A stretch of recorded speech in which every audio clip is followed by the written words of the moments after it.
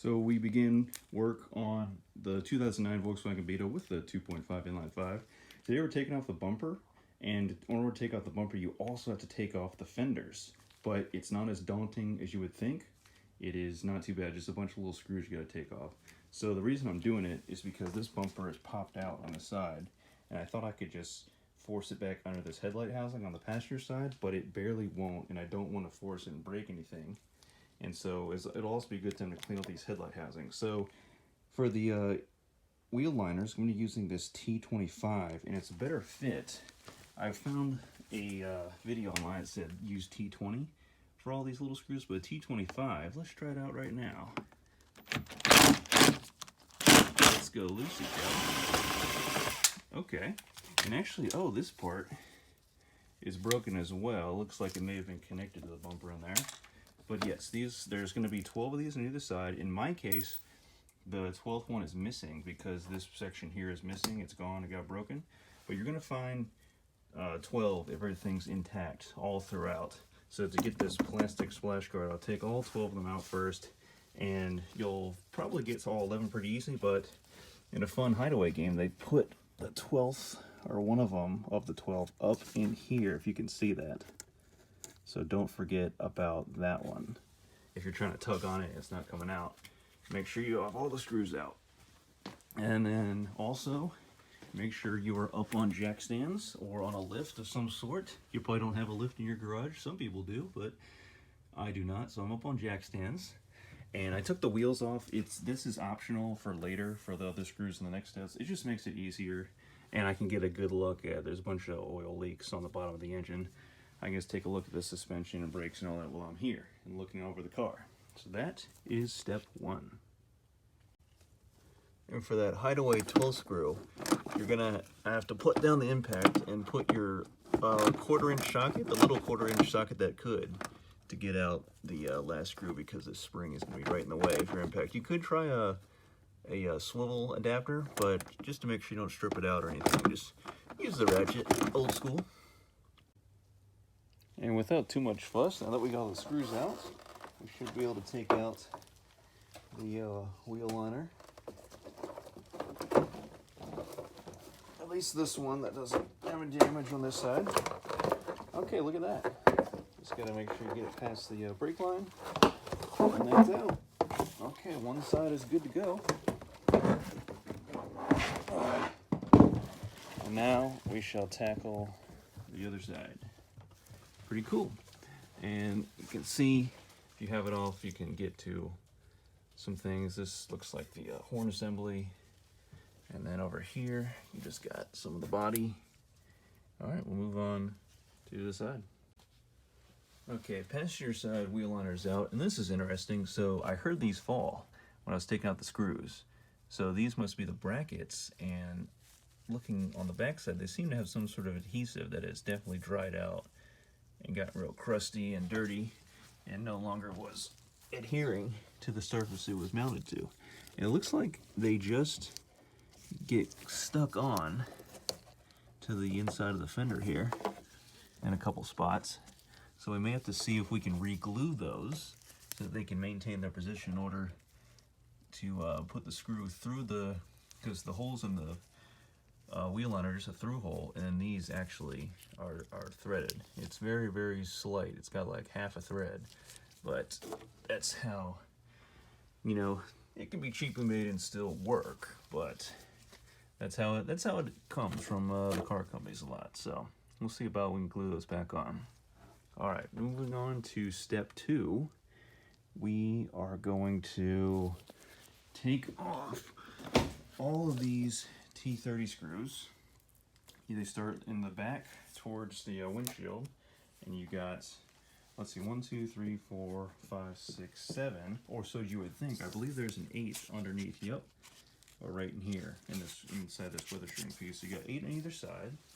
You seem to have 1, 2 right in front of the radiator support, and then 8 more of the driver's side. So we'll take all those off, and that's going to be a T30 Torx bit socket. For step 3, we'll come down to the bottom of the car.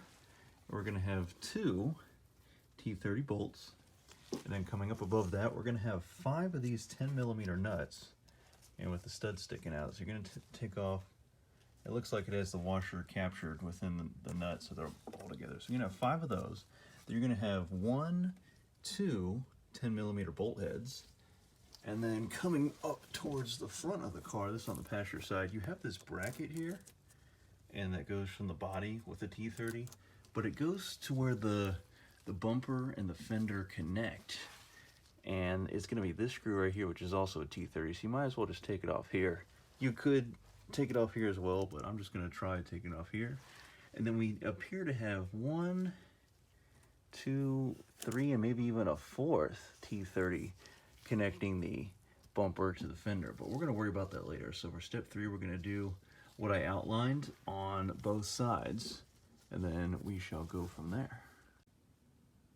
Now, I'm going to be doing other work on this car, but if you want to make it easier for yourself when going to remove the headlights, on the driver's side, I'm going to take out the battery. It's just going to be this 10mm and that 10mm to loosen up. Pretty standard fare, and you would think with this, you know, fender and the body being the way, you can't sneak this battery up, but you actually can. You just gotta tilt it and keep working out. It will barely come out just like that. Okay, so with the battery out, I thought I would have a better visual to show you guys taking what I need to take loose for the headlight, but this battery tray is in the way. So I took out the 2 10mm screws, one here and one here, and wouldn't you know, that battery tray is blocked by this piece, which is part of the air box. So I'm like, okay, well, you know what? I am determined to show them with a good camera angle. So I'm taking out this 10mm, and I will set that up here, and if that can bring out the whole air box. And I was going to take this sensor off, and finally, I'm going to re-click it because it's that easy. German engineering I thought was always super complicated, and for no good reason. This finally is good. You just pull up on this tab, and that plastic tab that I'm trying to push down, so I get this connector off with a screwdriver or whatever, you just pull up on that, and it makes it actually so easy, because when you pull up on that, there's a little tab on the inside right under here. It lifts up over this tab, and then you can, well, it was working earlier. Yes, you can work off the whole thing. This, thank you, Volkswagen, that actually works. So if you can see right in there, it just lifts that up and allows it to clear these pesky little plastic tabs that are always a pain on most cars. So that's nice. Okay, so with this 10mm out, is there just a grommet holding this guy in? Actually, I'll just take this loose. Let's do it on the fly. Where's my channel hooks? There you are. Here we go. Okay, I'll take that loose and push that over here. Should be able to work this. Aha! It works. Okay. The whole airbox housing out. Loosen this clamp, slide it back off of this. And then this piece is bossed in on that side of the airbox. Oh, who put a zip tie here holding the battery box to the headlight housing? Let me take that zip tie off. Okay, I don't quite get the zip tie's purpose. If your headlight flies out while you're driving, and so it safety backup holds it in, I don't know, but this is the little aluminum piece that you're gonna hold down. But first, you take out the headlight, you'll put your 5mm socket over this guy. If I can get it on there, great. And if you see your little lock on like icon where you're going to go in the direction on the driver's side, it's going to be counterclockwise. I guess the headlight should pop out. Oh, look at that. And so it does. You just got to go about a quarter turn. And then we can take our... Nope, of course it gets stuck on there. Things get stuck when you don't want them to get stuck, and when you want them to stay stuck on something, they never do. It's always the opposite when working on cars. So when you hold this down,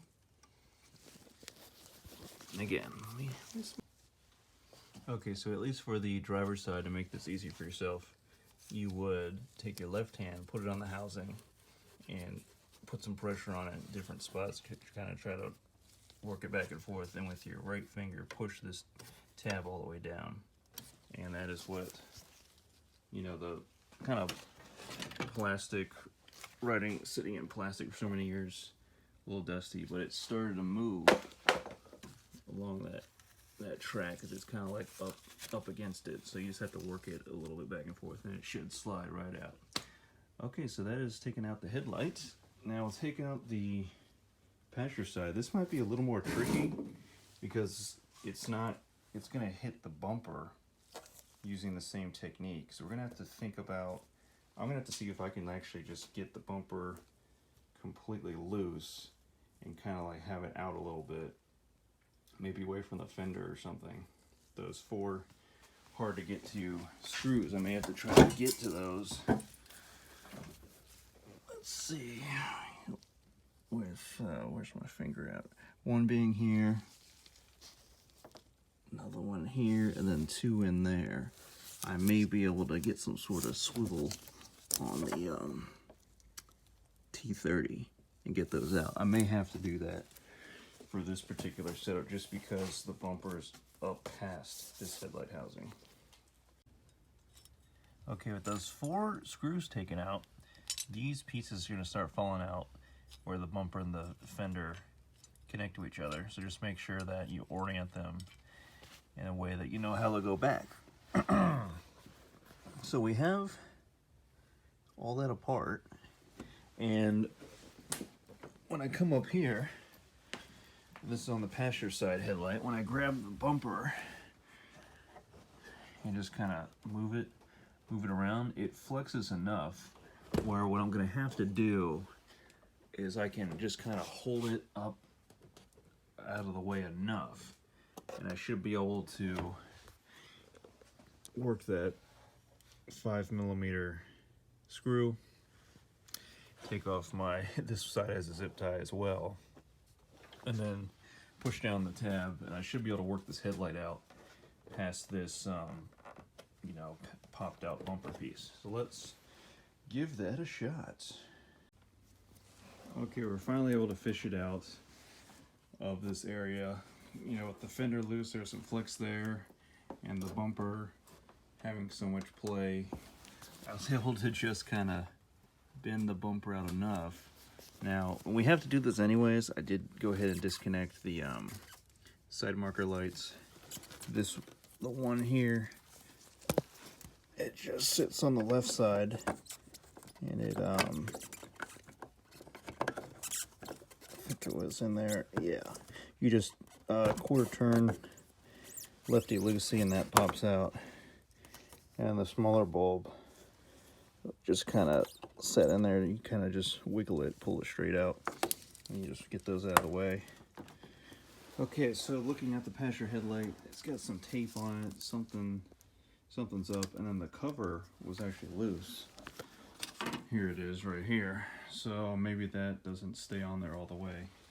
Maybe they had to tape the cover back on, so we'll investigate that later. We're pretty close now. You know, this whole fender is now loose, and the tabs, just like this whole surround around where the headlight sits, and the fender has some tabs which sits into the surround. So I think all I have to do is come to the driver's side here. And where are my lights at? Okay, so here, I take this guy, do a little wiggling. Okay, so that guy comes out, and then for the other one, let's see. Yep, same thing. Lefty loosey, that pops out. Okay, so both those are out. That could be it. We may just have to bring it out of these tabs. Let's take a look. One here, and then we got one there, and then a few more, one here, one there. It may want to go. We'll just make sure these are out of the studs. Okay, so yeah, so you gotta make sure these guys are all the way out of the... There we go, 1, 2, okay, that's off. Let's kind of keep that off. All right, this could be it.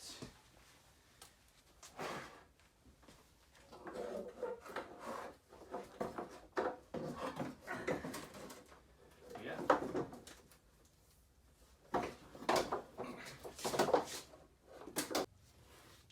All right, that last little connector was this guy, which not really sure what that guy does, but he was sitting right in here, and the whole thing's off. There you go. That is how you painstakingly remove the bumper with the fenders. And this was a 2009 Beetle. Things might be a little bit different on the older ones. I think something with the headlight housings. The locking mechanism might be slightly different, but on this 2009, nothing was too terribly rusted out or difficult. And there's your how-to. All right, thanks for watching. And you can clearly see that side's good. This side is broken against a nice clean break in the plastic. So let's figure out something with that.